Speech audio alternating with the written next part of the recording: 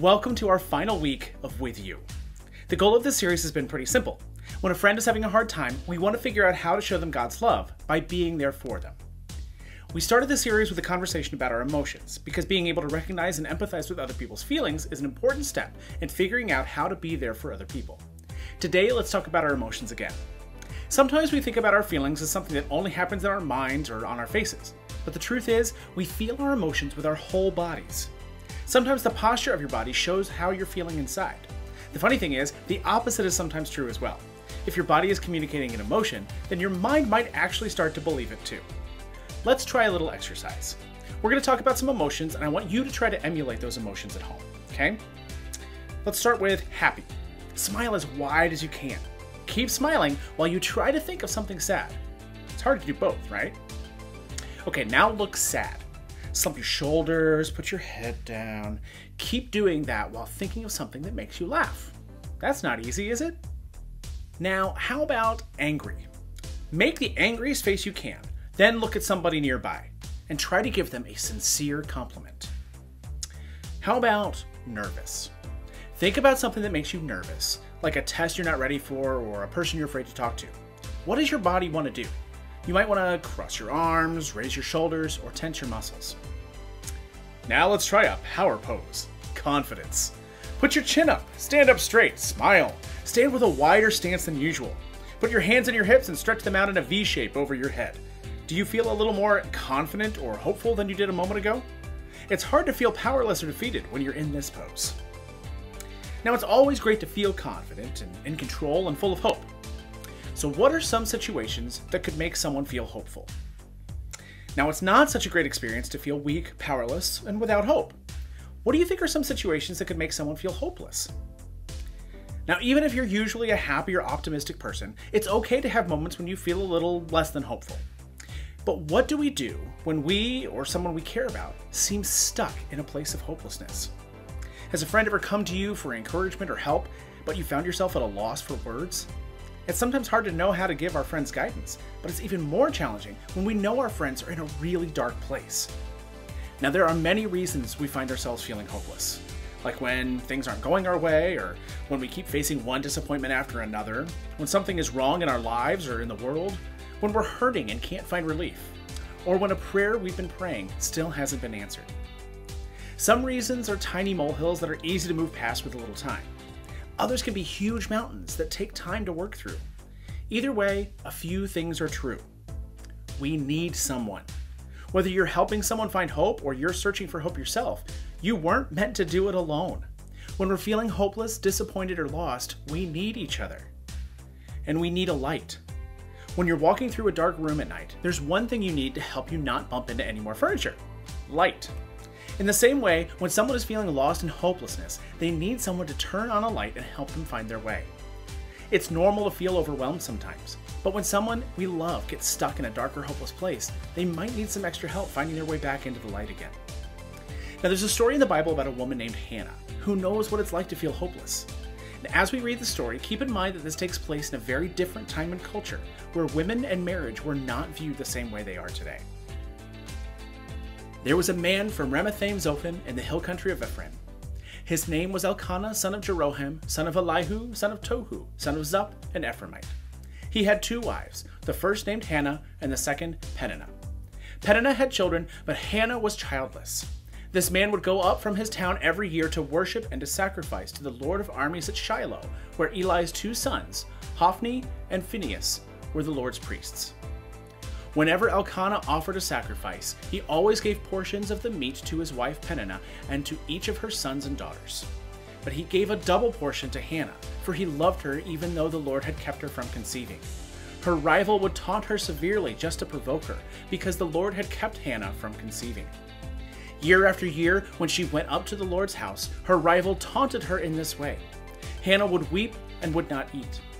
"Hannah, why are you crying?" her husband Elkanah would ask. "Why won't you eat? Why are you troubled?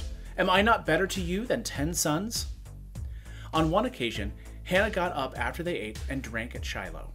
The priest Eli was sitting on a chair by the doorpost of the Lord's temple. Deeply hurt, Hannah prayed to the Lord and wept with many tears. Making a vow, she pleaded, Lord of armies, if you will take notice of your servant's affliction, remember and not forget me, and give your servant a son. I will give him to the Lord all the days of his life, and his hair will never be cut." While she continued praying in the Lord's presence, Eli watched her mouth. Hannah was praying silently, and though her lips were moving, her voice could not be heard. Eli thought she was drunk and said to her, "How long are you going to be drunk? Get rid of your wine." "No, my lord," Hannah replied. "I am a woman with a broken heart. I haven't had any wine or beer. I've been pouring out my heart before the Lord. Don't think of me as a wicked woman. I've been praying from the depth of my anguish and resentment." Now, we don't know exactly which Jewish holiday Hannah's family was celebrating when this encounter at the temple took place, but we know it would have been a time of singing, dancing, praise, worship, and feasting. It would have been a celebration, that is, for everyone except Hannah. Hannah had a lot of reasons to feel hopeless. She desperately wanted to have children, but couldn't. Although her husband loved her, having children was seen as a very important function for women. If a woman couldn't have children, she wasn't seen as valuable. Hannah and her husband's other wife were rivals, which doesn't sound like a very easy or peaceful way to live. Because Peninnah was jealous of her husband's love for Hannah, she was cruel and bullied her. After years and years, Hannah couldn't take it anymore. She wept. She couldn't eat. She felt desperate, anxious, grieved, and worthless. Even Eli, a prophet of God, added to Hannah's pain when he accused her of being drunk in one of the most vulnerable and helpless moments. Now watch what happened when the prophet Eli realized his mistake. Eli responded, "Go in peace, and may the God of Israel grant the request you've made of him." "May your servant find favor with you," she replied. Then Hannah went on her way. She ate and no longer looked despondent. Eli saw Hannah needed hope and gave her the hope she desperately needed. Eli joined Hannah and made her prayer his prayer too. Shortly afterward, God did answer that prayer. After years of hoping for a child, being mercilessly mocked, and dealing with unending frustration, disappointment, and hopelessness, bam, Hannah became pregnant. Now, if we keep reading, we see Hannah's hopelessness turn into hope as she praises God for answering her prayers. When her baby was born, Hannah didn't forget the hope God gave her during that very dark time. Remembering how she once poured out her heart to God, she named her son Samuel, a name that means heard by God. Samuel eventually grew up and became a prophet who was mentored by Eli. But that's a story for another day. Today, we're concentrating on the faith of Samuel's mom and Eli's role in her story. Eli couldn't fix Hannah's situation, but he did what he could do. He saw her hopelessness and had compassion for her. He spoke with God on her behalf, and he encouraged her and told her to have peace. It's almost like Eli was saying, "Hannah, let me be hopeful for you until you're ready to again." Now, you hear a lot about hope in the New Testament, the part of the Bible written after Jesus came to earth.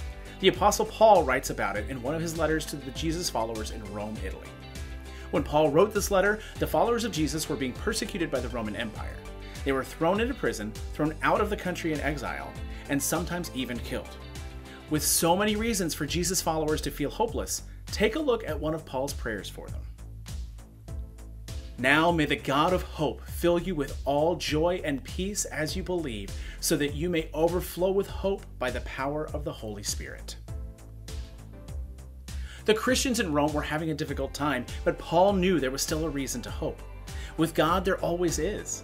So Paul went to God on their behalf, like Eli did for Hannah, in order to give them hope. Sometimes you'll be like Hannah, feeling desperate and alone. Sometimes you'll feel like all the believers in Rome, not alone, but still up against a seemingly hopeless situation. Sometimes when you're feeling lost in the dark, you need someone to hold up a light to point you back toward hope. And sometimes, like Eli and Paul, you'll have the privilege of holding up a light for others. This is the beauty of God's community. Sometimes we give and sometimes we receive, but we always have the privilege of being with people when they need hope. Although this story of a woman getting exactly what she wanted is in the Bible, sometimes it's hard to believe. After all, not every prayer gets answered the way we want it to, and we'll all have plenty of things we hope for but haven't received, situations we hope will happen but have yet to see, and problems we hope will be solved but are still waiting to see resolved. So when a friend is feeling hopeless, how do we give them hope? Do we promise God's going to make all their dreams come true? No. But here's what we can do. If you think a friend might be feeling hopeless, pay attention. Is your friend acting differently than they usually do? Are they quieter or more distant? Are they hanging out with friends or returning your messages less than usual? Do they seem angrier or even meaner than usual? Sometimes these things can be signs that a friend isn't doing well. Ask and listen. Ask how they're doing and really listen to their response. What's going on? Are they experiencing something difficult right now? How are they feeling? What do they need? Practice offering a safe space free of judgment.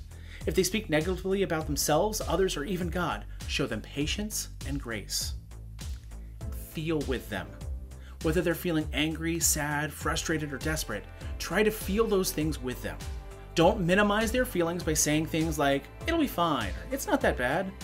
Instead, let them know it's okay to feel however they're feeling, and that you'll do your best to understand. Be consistent. If they're having a hard time, check in with them at least once a week so they know you care. Show them with your words, actions, and presence that you're there for them. Pray for them. Pray with your friends so they're not alone, and pray for them even when they're not around. Get help when they need it. Sometimes hopelessness is more than just passing feelings of disappointment or frustration. If you're worried your friend is dealing with anxiety, depression, or another mental health crisis, talk to an adult you trust right away. And take care of yourself. Share with a trusted adult how it feels to care for your friend. Just like your friend needs hope, you need people to help you stay hopeful too. You'll never be able to fix everyone's problems for them, and there are some times when a friend will need help you're not qualified to give them. But here's one thing you can always do. When you think someone might be feeling hopeless, you can let the hope you found in Jesus overflow from you to them. Just like Eli did for Hannah, you have the ability to help others find hope when they're feeling hopeless through your presence and your prayers. Through your presence, your friend will be reminded that hope can still exist even when they can't see it. By being with them in their hopelessness, you can hold on to hope when they're unable to. Through your prayers, you have the privilege of helping your friend hold the weight of their hopelessness. You get to ask God to hear their prayer and give them hope again. There are a lot of reasons to think the world is dark or scary, but we have the opportunity to be the light in the darkness. Because of our hope in Jesus, we can shine for others when they've lost their way. And when our lights go a little dim, we can look to each other so that our collective lights can continue shining bright. In big ways and small ways, there are a lot of hurting people around us all the time. But don't let that be a reason for you to lose hope. Instead, let it be an invitation to show people how much God loves them by showing them how much you love them. You can be a light in the darkness when you choose to be with people when they're grieving, when they're lonely, when they're in need, and when they need hope.